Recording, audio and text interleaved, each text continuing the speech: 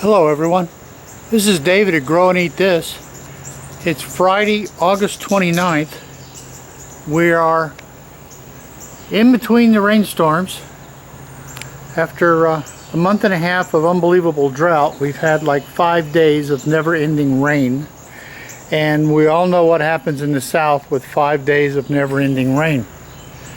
Somewhere in the middle here is a couple of tubs of sweet potatoes. Holy cow, somewhere in there. This video is going to be a walk around the garden and the flower beds and the vegetables to show you what things look like at the end of August. I hope they look better than they do at your house, because this is just terrible. Here's my raspberries. They have proceeded to make raspberries everywhere.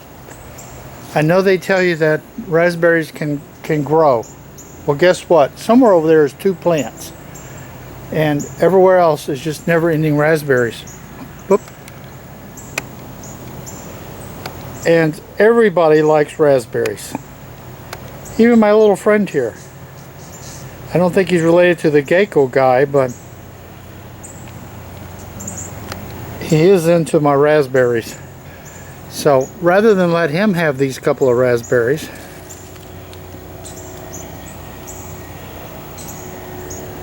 I'm going to have them. Oh, every time I walk by I crush some raspberries. My raspberry plants. These are canes that have just like come up from somewhere. They're all over the place. When I tell the tale of the eating of the raspberries, I'm going to get in trouble, because this sure doesn't look like any of these are heading in the house. When they get mushy like this, they don't keep, they don't do nothing except eat really good. Quick glance to make sure there's no ants, and down they go. They have completely swallowed this planting of coneflowers over here. What hasn't swallowed them is weeds. This is my mulberry tree here. I've got an area I'm moving yet. The yarrow is getting really tired. This is my plum tree.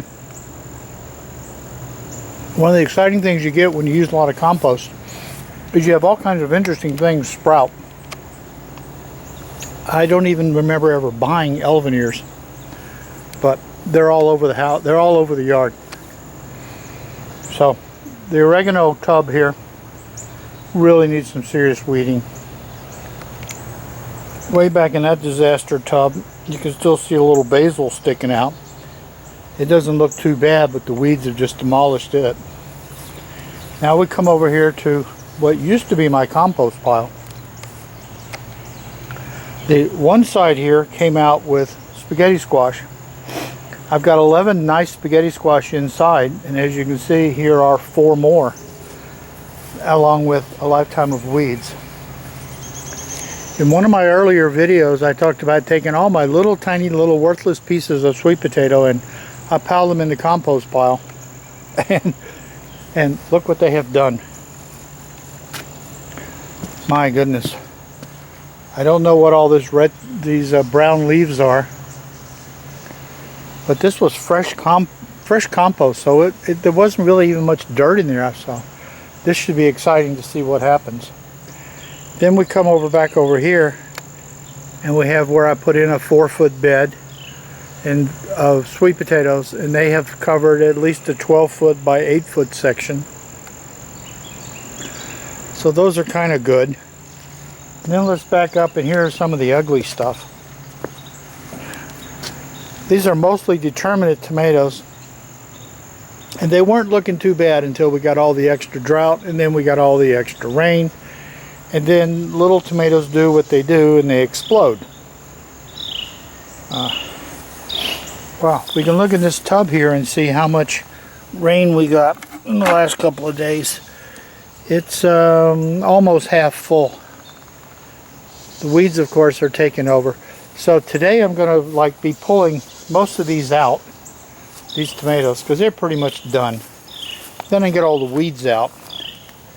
everybody's having tomatoes for lunch. Here's some basil that's really tired. Here's some Thai basil that's really tired. And everywhere the weeds are not tired. But is that like the most sad looking tomato strip you have ever seen in your life? I'm going to pull most of that out. Then we have some more of these magic elephant ears showing up. Somewhere in the middle of all those weeds there is my little peanut patch. I know why peanuts get so much spray put on them. They are like impossible to do any weeding, since they do the flowers which fan out around them and then those drag down to the ground. And weeds just have a field day. They can live anywhere. And these are just, look at these. What do you, I have no idea what it is 2 feet up off the ground eating these things. Probably squirrels, chipmunks. My late plantings of Romas are coming along, but they're having trouble with the weather and they're going to be consumed by the weeds. But as you can see, there's 10 off of them yesterday. These are the ones that I left behind. They seem to be doing okay in this terrible weather. So here's some more of the tomatoes. I moved all the blackberries to another spot, made a trellis for them and everything, and then all these little blackberry things came up. I don't know what to do about them. Boy, that was my strawberry basket. I have one sad little plant still hanging in. Here's the horseradish. I've been giving it fertilizer and whatnot, but between drought and flood, it's a weird looking horseradish patch. Particularly since all the way at the end of it shows up more blackberries. This area here I planted, I have no idea what I planted, but it's obviously what came up was weeds. And then we're into that giant sweet potato patch, which just has taken over what used to have a bunch of peppers. The comfrey seems to be happy. It's a tough item to eat. Then we look over here. I put 2 plants in the corner of a bed over here, and they have just inhaled everything. This beautiful thing here is turmeric. We've got some eggplants, and then check out these peppers. See if I can back this up. Check out all of these peppers. This is a variety is Javarsky. It's a big oblong shaped pepper, good for canning, fermenting. We've also found they're outstanding for just plain eating. Then we have this pepper here that's like just decided to grow for the sky, but it's full of buds. This was a late planting of beans. And anybody want to help me out? Look at this. This is 2 feet off the ground. There's nothing on the underside, but look at it. These leaves are completely eaten. And I don't see any kind of creatures.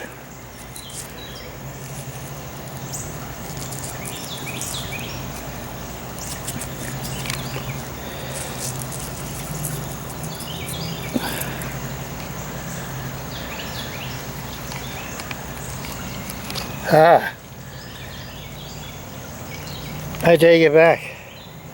Look who I found. Alright. We'll squeeze him. Smear some of his guts on these other plants. Alright, I'll have to get some BT out for this, because these things are inhaling. Just inhaling my plants. God.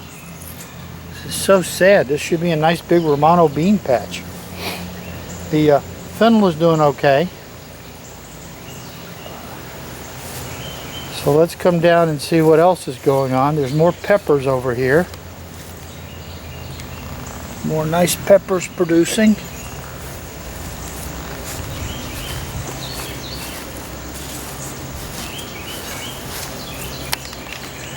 Then we move into the eggplant, and as you can see, there's no shortage of eggplants coming. Boy, we love eggplant. We take the long skinny ones and slice them up, and then put like a real light gluten-free breading on them and fry them up out on the grill. Oh, they're so good. And then these guys that get a little bit fatter, I don't like the big fat ones, they get a little bit fatter, makes eggplant lasagna. And now I have 3 tubs here of ginger, and these are going to be great. Let me show you what's happening down here. Can you see all the ginger? Look at all the ginger growing everywhere. If I pull the weeds out, we might can see them better. The ginger is just growing fabulously. Everywhere you look, there's ginger. So I have 3 of these tubs of ginger.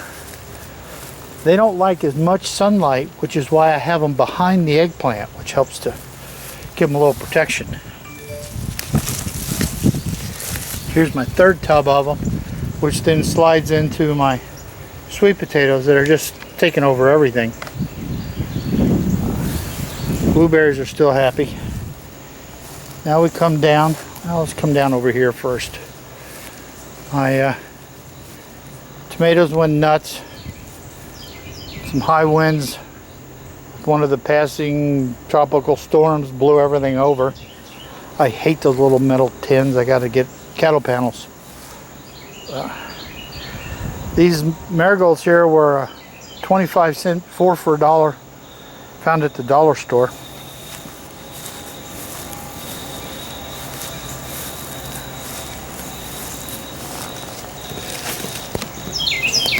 See all the pepper. There's 1, 2, 3. There's 5 in that cluster.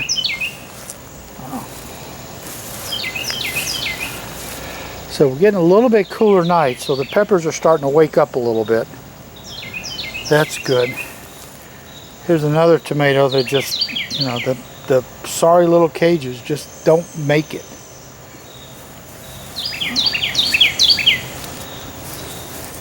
Every year I throw more of them away. They make me so angry. They look so nice at first, and as soon as you start getting the fruit up, they just fall over. Here's my little blackberry patch. It's a 12-foot run there. Got 4 plants. They're hanging in okay. These are the azaleas. And then we come down here to where I had sweet potatoes. Another massive sweet potato. It's in a box, wooden box. These had squash in them, and they're long done. There's a round tub of sweet potatoes. There's my $3 tub from Goodwill. Giant tub. Wow, look at that. How's that for some damage? I guess I had a little BT down here too. This had a sweet potato and some squash in it. And then here's some more sweet potatoes. They need to get sprayed with some BT. So now we're down at the bottom of the property. It's a ½ acre. You can kind of see running up the back. This is mostly flowers and herbs, all in pots. Doing really well. They're shaded from that horrible afternoon sun. This is a fig I just stuck in the ground. It's growing. Probably give me figs next year. This is the elderberry last year we stuck in the ground. We got a lot of elderberries off of it. It's amazing with all the rain how much this thing has grown. May have been a little late getting the loofahs in, but they still got another couple of months. Then we come up to one of my most successful disappointments. This is a goji berry.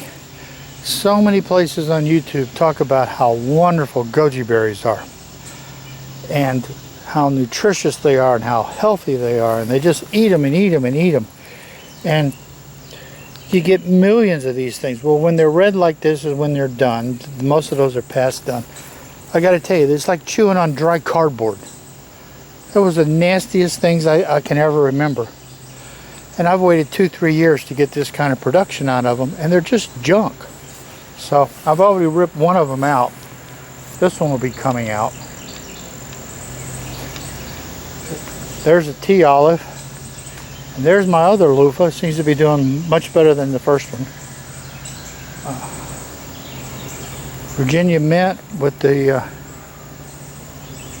heavy cloud cover, and it's really humid, but it's not that hot yet, so the bees are not out too much. And then the little 3-foot sticks that I cut my elderberries down to, here's what they look like now. Huge, huge, huge. And anything that touches the ground roots. You can look down in there and look at how many plants, little tree stump things, I'm going to have to be whacking out. Get all them cut out, or it'll just turn into a mess.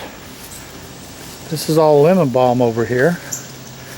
Now, this is on the side that only gets late afternoon light. So we put things that really want like shade.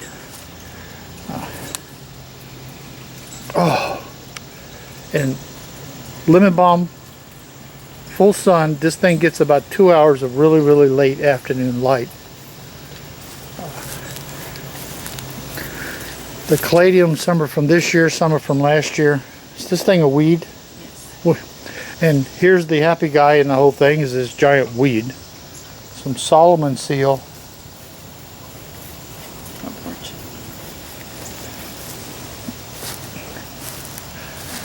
The birds just inhale these seeds, and I don't know how they do it because they're so sharp. They'll hang upside down eating them. Here's my other elderberry. It's got to be 15 feet tall after being whacked down to like 3 feet over the winter. So, different things in here. Some more coneflowers. Not even enough light to get the solar bubblers working very well here. Then we move over to the, it's hard to believe, but we needed more things to plant, so we've been to the nursery. Here's my 2 plum trees. No, 1 plum tree, 2 peaches. An Alberta and a Bella, Georgia. Then I had 1 plum tree I showed you around the other side, and I'm adding a, which one's the plum tree? Santa Rosa. Try and help pollinate the other one.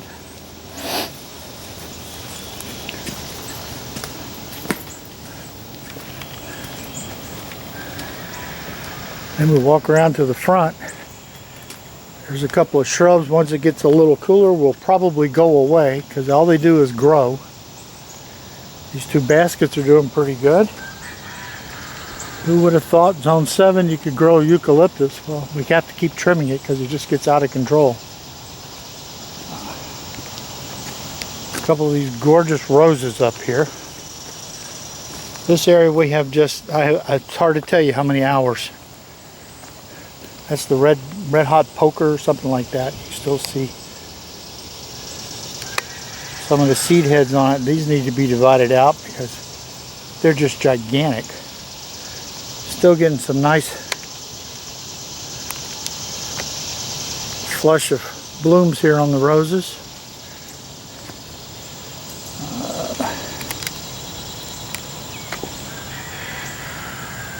If you need something that can take the heat, doesn't care how much heat, just keeps on going, lantana. And they will come back, at least here in zone 7, about 2 out of 3 will come back. They'll die down to the ground and you just leave the roots in and they'll come. There's some more roses here. Some Veronica that's doing really well. And along with some zinnias I got at the dollar store, 4 for $1 packets of seed. I got a bunch of marigolds. It's hard to, it's hard to walk away from 4 for $1. So, They're starting to bloom. I put them in late to help cover the bare spots. These are Veronicas. Up there is some Russian sage, Russian blue moon sage, something like that. That the bees are already climbing all over. What I spent an unbelievable amount of time with was digging up all the irises, cleaning them up, put in a whole lot of compost, trimmed them up, divided them up, ground it up with a tiller, and now I've replanted. So we've had a couple of them kind of blow over, but I can fix that pretty easy. Here's some more of that Russian blue sage.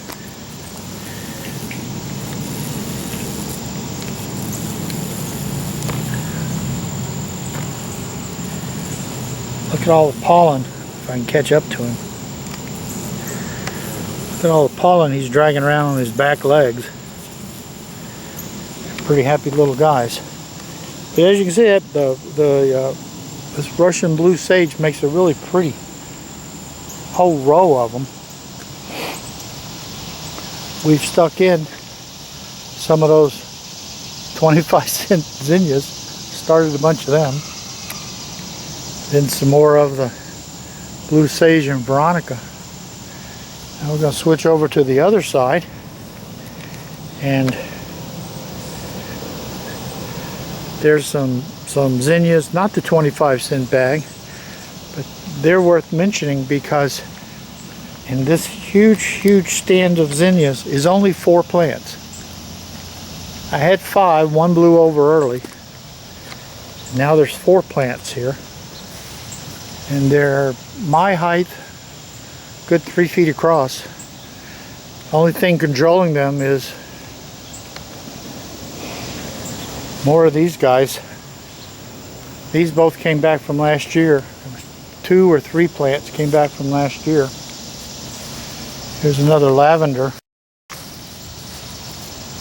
4 or 5 years ago was a little tiny pot of rosemary, which now runs way up the side. Then we have my figs. The figs have really, last couple of years have really been disappointing. We're not getting many, and mostly what we're getting now is way up too high. You can't do anything with them.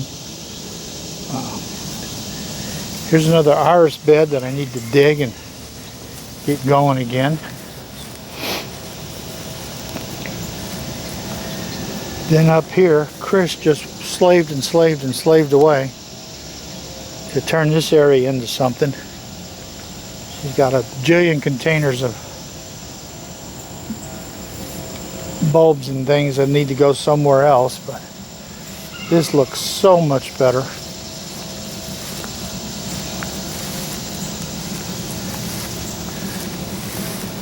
And we came around here. This was where I had a bunch of the truly ancient wild heirloom roses, but I didn't know what kind they were. And there had been so many little baby trees and stuff sprout up in the middle of them. You couldn't do anything with them, and they weren't doing well, so out they came. And all this stuff went in, so this is going to look pretty nice. I'm going to come around a corner. Can't wait till I can get into this thing and trim it back. Boy, has it become gigantic. It's only one bush. One gigantic bush. And then we have, instead of the Russian salvia, blue salvia sage, these are all Veronicas. And some more marigolds. And we come up here to the marigolds. More zinnias.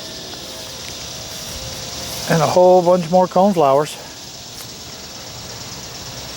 So, you know, as you can look, we've got a lot of good stuff going on. A lot of bad stuff going on. And boy, back in the garden, there's a lot of just plain ugly. Oh, just plain ugly. So, if you're in the deep south and you've had the heat and you've had the torrential rain and you're an old guy like me and you can only work for a few hours until the heat just knocks you down, this is what your garden looks like. But you know what? We're still picking eggplant.